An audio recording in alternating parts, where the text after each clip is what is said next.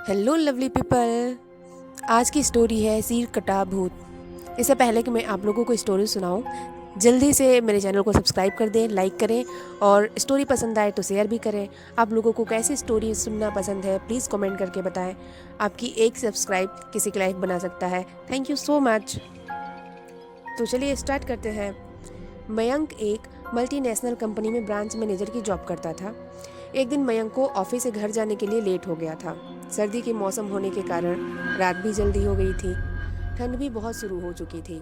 रास्ते में चलते चलते मयंक को एक आवाज़ सुनाई दी, रुक जाओ। मयंक वहीं पर ही रुक गया और पीछे मुड़ के देखा, लेकिन पीछे कोई भी नहीं था। फिर से वही आवाज़ सुनाई दी, सामने देखो। जैसे ही मयंक ने सामने देखा तो उसे जमीन पर कुछ चमकती हुई चीज दिखाई दी। मयंक दौड़ के उस चीज के पास गया और देखा तो यह कोई साधारण चीज नहीं थी, बल्कि एक चमकता हुआ हीरा था। उसने वह हीरा अपने हाथ में ले लिया। उसकी चमक देखकर मयंक की खुशी का पार न रहा। लेकिन मयंक को कहाँ पता था यह कोई साधारण है या नहीं, बल्कि एक मायावी हीरा है। अचानक उस हीरे में से आवाज़ आई, अगर तुम्हें और हीरे चाहिए तो इस ज़मीन को खोदो। इस ज़मीन के नीचे बहुत सारे हीरे हैं। मयंक खुश हो गया। उसने उस हीरे को अपनी जेब में डाला और ज़मीन खोदना शुरू किया। करीबन 2 फीट खोद काम करने के बाद अचानक मयंक डर के मारे चिल्लाने लगा।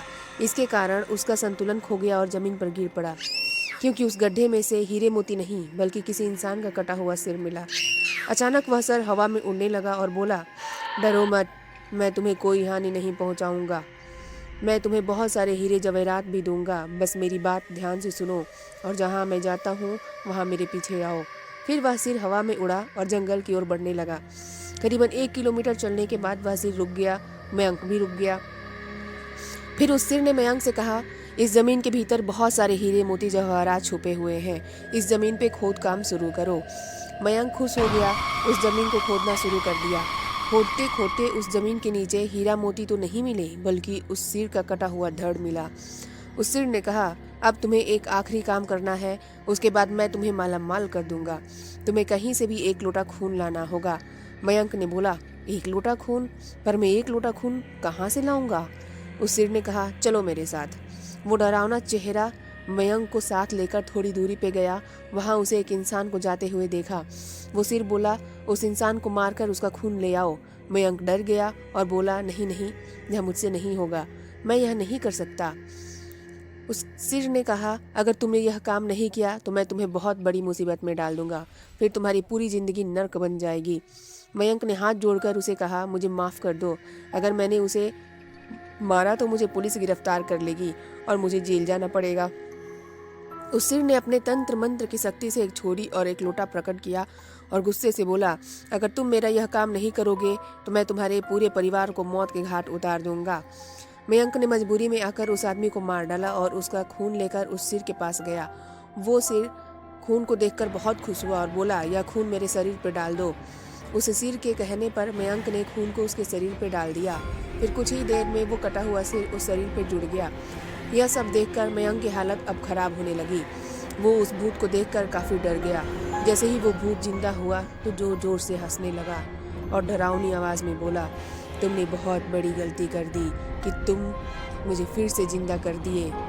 अब मैं सिर्फ तुम्हें ही नहीं बल्कि इस पूरे शहर को मौत के घाट उतार दूंगा। डर के मारे मयंक के मुंह से आवाज़ भी नहीं निकल रही थी।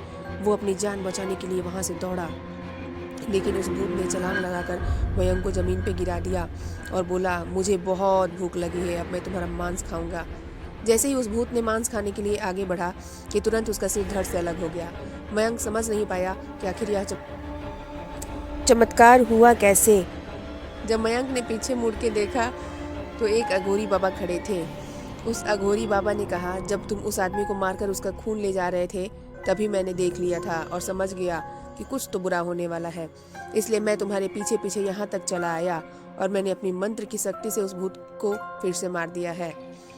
अब तुम निश्चिंत होकर अपने घर जाओ, अब तुम पर कोई खतरा नहीं है। आज भी मयंक उस बात को याद करता है तो उसकी रूह कांपने लगती है। तो आप लोगों को ये स्टोरी कैसे लगी प्लीज़ कमेंट करके बताएं। नए हैं तो मेरे चैनल को सब्सक्राइब करें, लाइक करें और शेयर करें। Thank you so much.